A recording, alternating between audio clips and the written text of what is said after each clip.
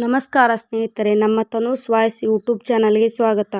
ನಮಸ್ಕಾರ ಮೇಷರಾಶಿಯವರೇ, ನೀವು ಈ ವಿಡಿಯೋವನ್ನು ನೋಡುತ್ತಿದ್ದೀರಿ ಎಂದರೆ ಅದು ಕೇವಲ ಆಕಸ್ಮಿಕವಲ್ಲ. ಬ್ರಹ್ಮಾಂಡದ ಶಕ್ತಿಗಳು ನಿಮ್ಮನ್ನು ಒಂದು ದೊಡ್ಡ ಸಂಕಷ್ಟದಿಂದ ಪಾರು ಮಾಡಲು ಈ ಮಾಹಿತಿಯನ್ನು ನಿಮ್ಮ ಕಣ್ಣ ಮುಂದೆ ತಂದಿವೆ. ಇವತ್ತಿನ ಈ ವಿಶೇಷ ವಿಡಿಯೋ ಕೇವಲ ಒಂದು ಮಾಹಿತಿಯಲ್ಲ, ಇದು ನಿಮ್ಮ ಜೀವನದ ದಿಕ್ಕನ್ನೇ ಬದಲಿಸಬಲ್ಲ ಒಂದು ದೈವಿಕ ಎಚ್ಚರಿಕೆ. ಹೌದು ಮೇಷರಾಶಿಯವರೇ, ನಿಮ್ಮ ಪಾಲಿಗೆ ಸಮಯ ಬಹಳ ಕಡಿಮೆ ಇದೆ. ಸಮಯ ಚಕ್ರ ಉರುಳುತ್ತಿದೆ.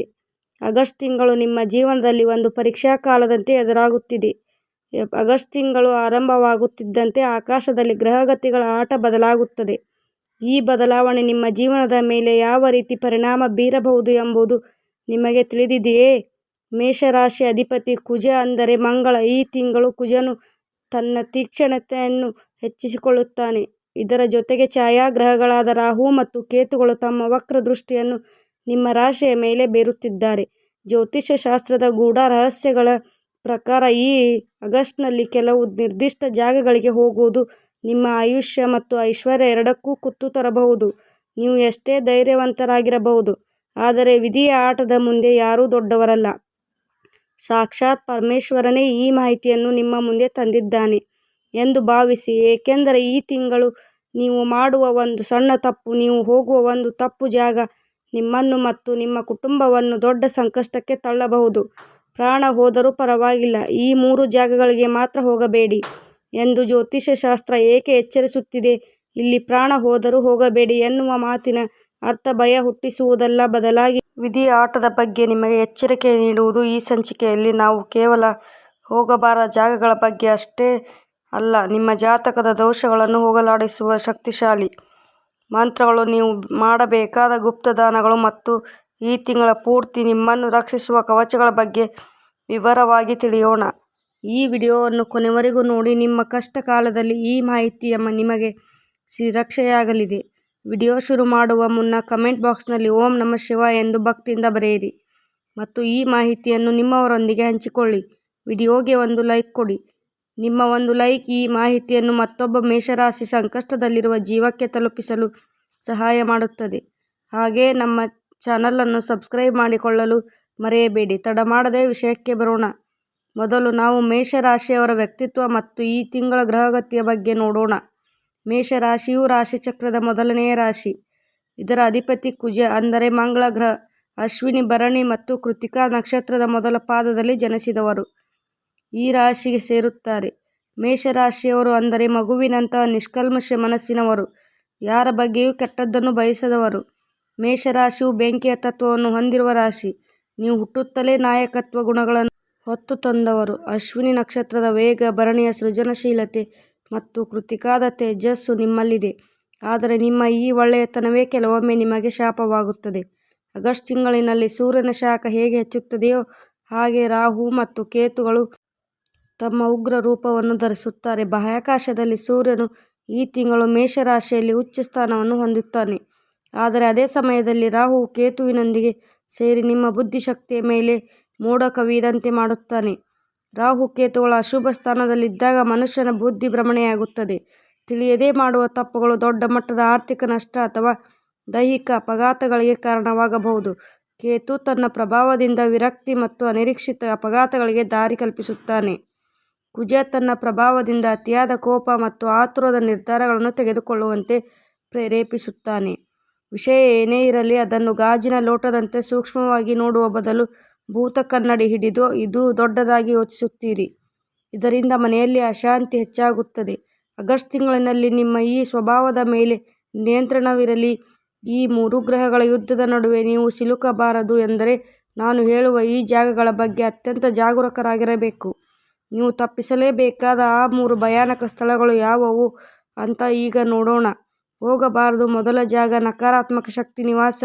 ಇದು ಕೇವಲ ಒಬ್ಬ ವ್ಯಕ್ತಿಯ ಮನೆಯಲ್ಲ, ಇದು ನಕಾರಾತ್ಮಕತೆಯ ಕೇಂದ್ರ. ನಮ್ಮ ಸುತ್ತಮುತ್ತ ಕೆಲವು ವ್ಯಕ್ತಿಗಳಿರುತ್ತಾರೆ.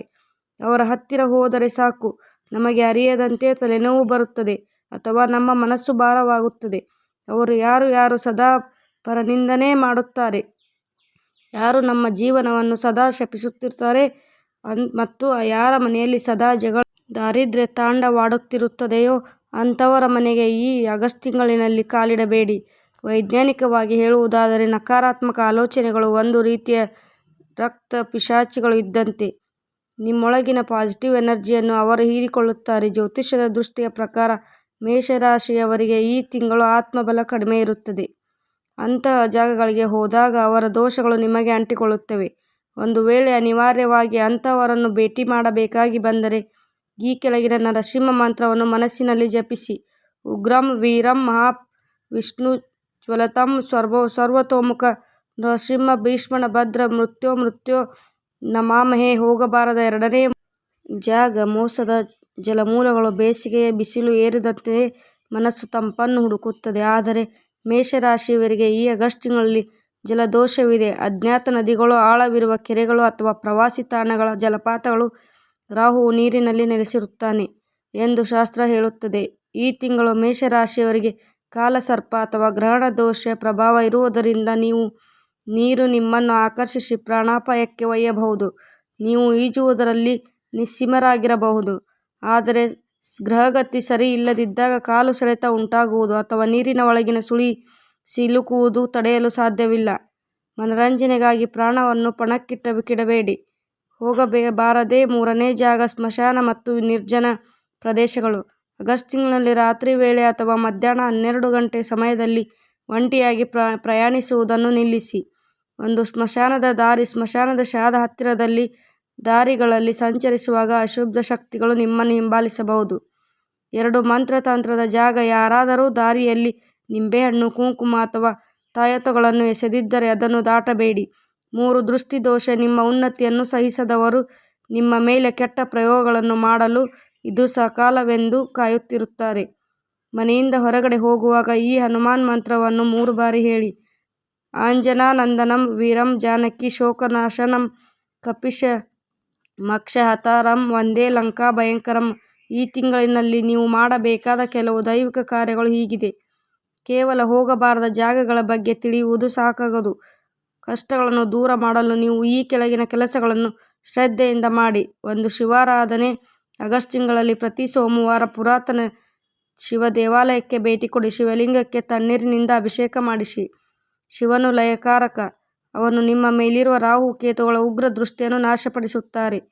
2. ದಾನದ ಮಹಿಮೆ. ಈ ಬಿಸಿಲಿನಲ್ಲಿ ಬಾಯಾರಿದವರಿಗೆ ನೀರು ಕೊಡುವುದು, ಅನಾಥಾಶ್ರಮದ ಬಗ್ಗೆ ಐಸ್ ಕ್ರೀಮ್ ಅಥವಾ ತಂಪು ಪಾನೀಯಗಳನ್ನು ಹಂಚುವುದು ನಿಮ್ಮ ಜನ್ಮದ ಕುಂಡಲಿಯ ದೋಷಗಳನ್ನು ಕಡಿಮೆ ಮಾಡುತ್ತದೆ. 3. ಗೋಸೇವೆ. ಹಸುವಿಗೆ ಹಸಿರು ಹುಲ್ಲನ್ನು ತಿನ್ನಿಸುವುದರಿಂದ ಕುಜದೋಷದ ಪ್ರಭಾವ ಕಡಿಮೆಯಾಗಿ ನಿಮ್ಮ ವೃತ್ತಿ ಜೀವನದಲ್ಲಿ ಲಾಭವಾಗುತ್ತದೆ.